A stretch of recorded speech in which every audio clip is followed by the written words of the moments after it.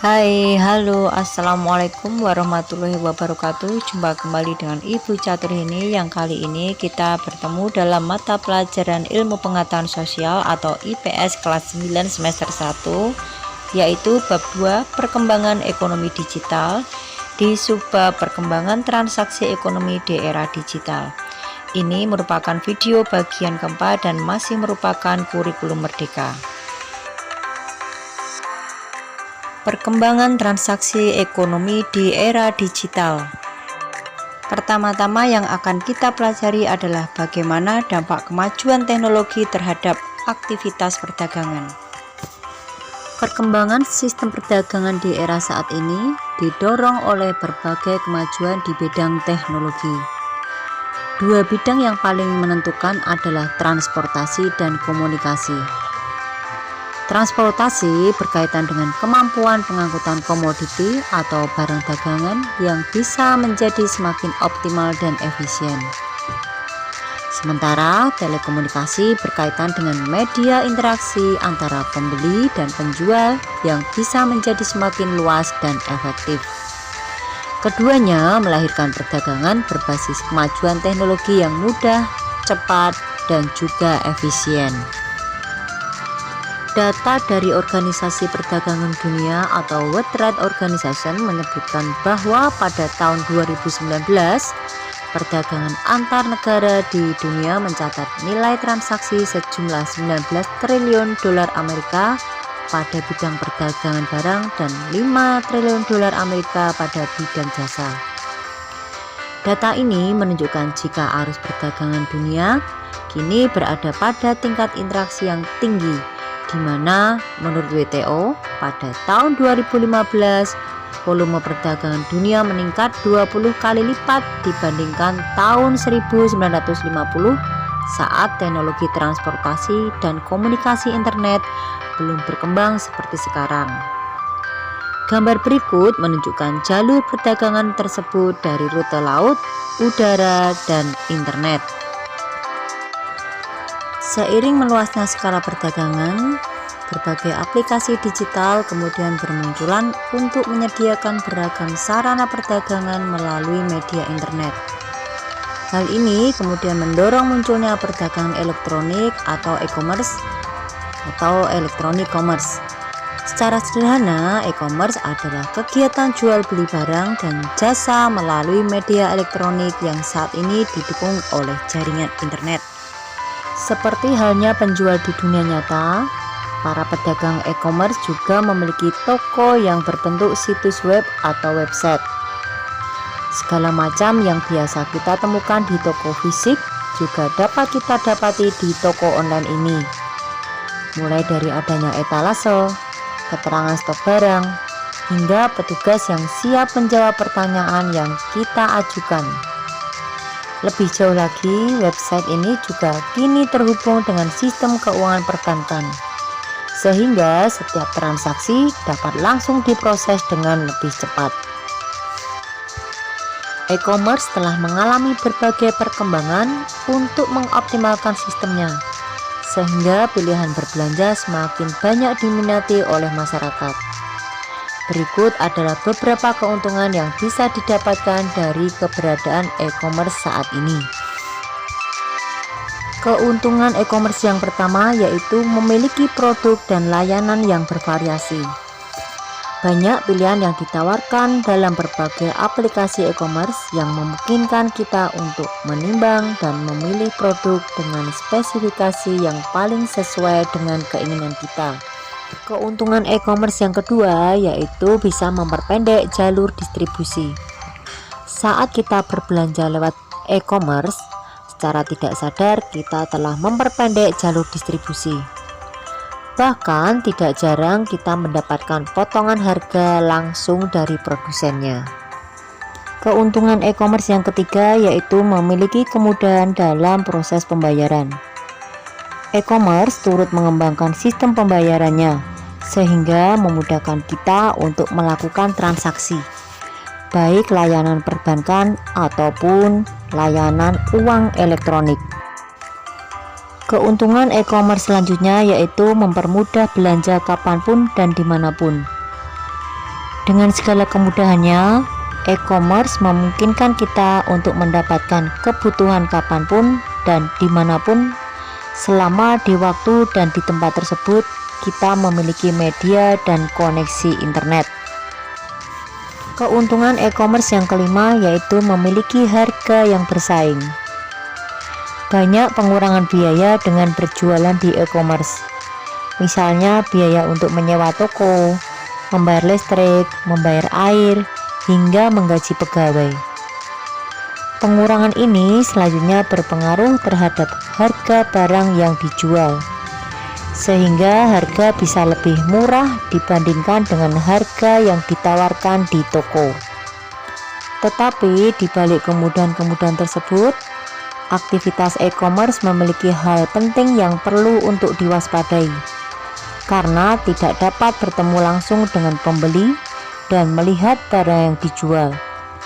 Sebagai pembeli, kita harus bisa lebih berhati-hati agar tidak terjadi korban dari berbagai tindakan penipuan. Tentunya konsep respek, edukasi, dan protek juga harus kita terapkan dalam aktivitas ini. Selanjutnya, kita akan membahas bagaimana bentuk sistem dan alat pembayaran modern saat ini. A. Sistem pembayaran. Apa yang dimaksud dengan sistem pembayaran? Sederhananya, sistem pembayaran adalah cara melakukan pembayaran atas suatu transaksi. Oleh karenanya, sistem pembayaran berkaitan dengan mekanisme pemindahan sejumlah uang dari satu pihak kepada pihak yang lain. Jenis transaksi dalam sistem pembayaran bisa beragam, mulai dari perdagangan barang atau jasa, pembayaran tagihan, hingga pembayaran pajak. Ada banyak bentuk dalam proses pemindahan uang tersebut, yang dapat berupa transaksi tunai maupun non-tunai, transaksi langsung maupun digital atau elektronik, atau transaksi berskala kecil antara dua pihak maupun berskala besar yang melibatkan banyak pihak. Sistem pembayaran yang paling umum dilakukan adalah sistem pembayaran yang dilakukan secara langsung antara dua pihak yang sedang melakukan transaksi, baik antara pembeli dan penjual atau antara pelanggan dan petugas administrasi. Seiring dengan perkembangan yang terjadi, sistem pembayaran kini lebih banyak beralih ke media elektronik, baik melalui layanan perbankan, diantaranya transfer antar rekening, menggunakan kartu debit atau kredit, mobile banking, atau internet banking, maupun menggunakan dompet elektronik, istilahnya untuk menyimpan uang elektronik. Adapun penyedia sistem pembayaran elektronik adalah bank dan lembaga-lembaga keuangan modern yang dikenal sebagai perusahaan fintech. Fintech adalah singkatan dari finansial teknologi. Dalam bahasa Indonesia, fintech dikenal juga dengan sebutan techfin atau teknologi finansial. Seperti namanya, fintech atau techfin menggabungkan antara jasa keuangan dengan perkembangan teknologi. Adapun contoh dari pengembangan fintech adalah munculnya aplikasi-aplikasi komputer atau smartphone berbasis internet yang menawarkan berbagai jasa terkait dengan transaksi keuangan. Aplikasi-aplikasi tersebut dikelola oleh sebuah perusahaan-perusahaan rintisan atau startup digital yang mengelola berbagai keperluan finansial seperti pembayaran, perencanaan keuangan, investasi, peminjaman dana, dan sebagainya. Kemudian beberapa contoh perusahaan fintech yang beroperasi di Indonesia adalah Modalku, Cek Aja, Amarta, Veritrans, GoPay, dan lain sebagainya.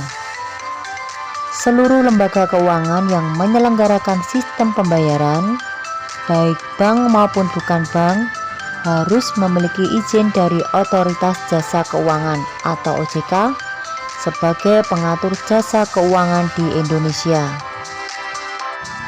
Adapun yang dimaksud OJK adalah lembaga negara yang berfungsi menyelenggarakan sistem pengaturan dan pengawasan terhadap keseluruhan kegiatan di dalam sektor jasa keuangan, baik di sektor perbankan, pasar modal, dan sektor jasa keuangan non-bank seperti asuransi, dana pensiun, lembaga pembiayaan, dan lembaga keuangan lainnya.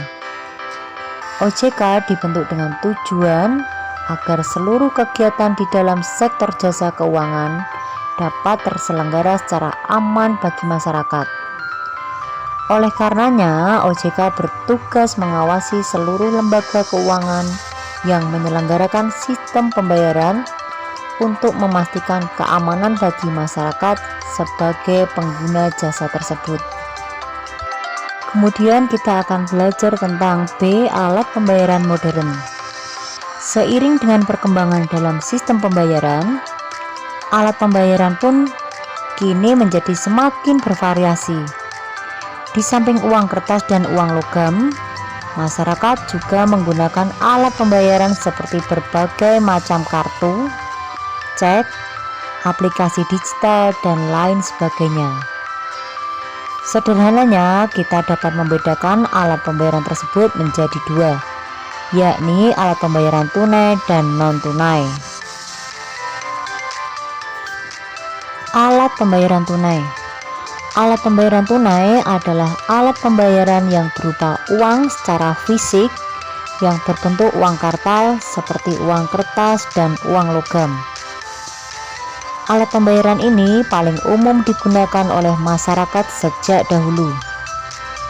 Pada perkembangannya, penggunaan uang tunai dalam beberapa jenis transaksi dianggap sudah tidak efisien, seperti memicu penumpukan antrian di loket pembayaran, merepotkan seseorang untuk membawa uang dalam jumlah yang banyak, dan memudahkan tindakan kejahatan seperti pencurian dan pemalsuan uang.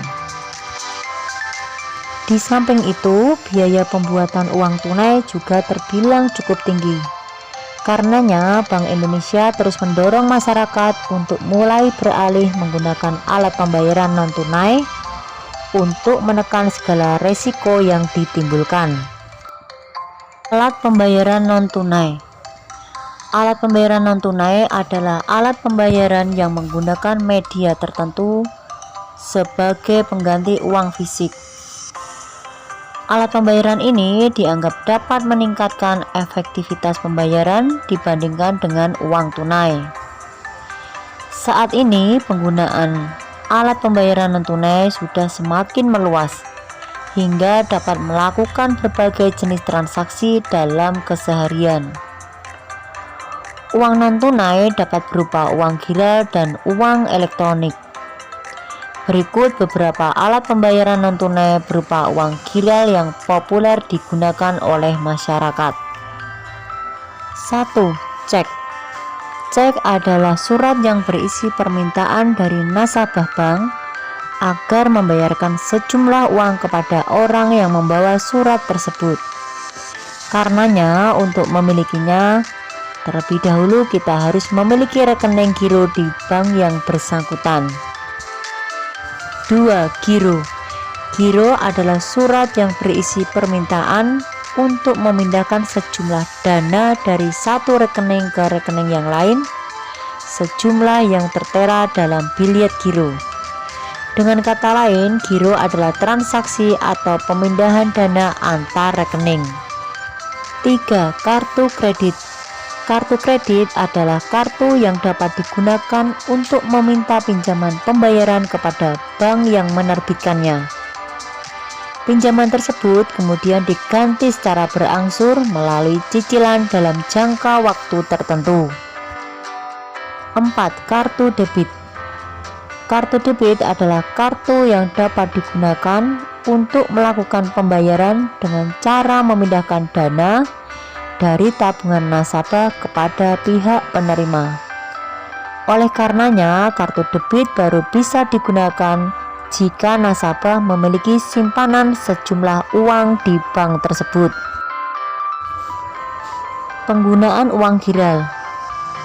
Penggunaan uang giral bisa dilakukan melalui berbagai jenis media. Cek dan giro menggunakan belangko surat tertulis yang perlu ditandatangani. Sementara kartu kredit dan kartu debit menggunakan ATM dan mesin EDC untuk melakukan berbagai keperluan transaksi. Di samping itu, pemilik kartu kredit dan kartu debit juga bisa menggunakan layanan internet banking atau mobile banking. Internet banking. Internet banking adalah layanan perbankan berbasis internet yang dapat dilakukan di komputer maupun di smartphone.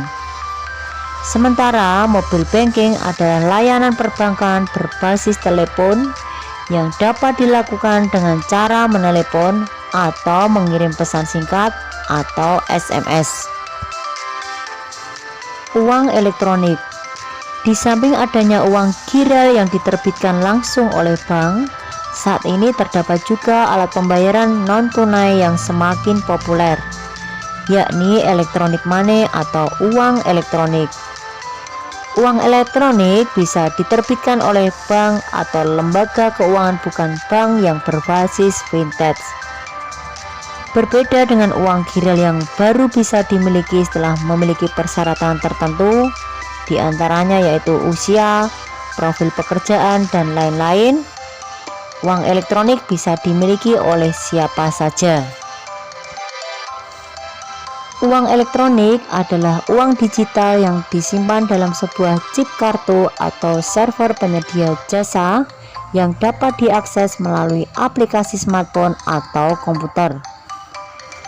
Untuk memilikinya, kita hanya perlu menukarkan sejumlah uang tunai dengan uang elektronik tertentu melalui berbagai penyedia jasa yang sudah tersedia. Oleh karena itu, pada dasarnya uang elektronik adalah uang kartal yang berbentuk digital. Keberadaan uang elektronik memiliki beberapa manfaat dalam kehidupan masyarakat, seperti kemudahan dan kecepatan dalam bertransaksi, sehingga orang-orang tidak perlu lagi membawa banyak uang tunai ketika bepergian. Di kota-kota besar, uang elektronik biasa digunakan untuk membayar tol, membayar parkir, berbelanja di minimarket, memesan makanan, membayar jasa kendaraan umum, misalnya membayar Transjakarta, membayar tiket kereta api, hingga melakukan transaksi di berbagai e-commerce. Kemudian beberapa contoh uang elektronik yang ada di Indonesia diantaranya adalah OVO, GoPay, Dana, Link Aja, e-money Mandiri, Flash BCA, dan Brizi. Sekarang silakan kerjakan tugas berikut ini.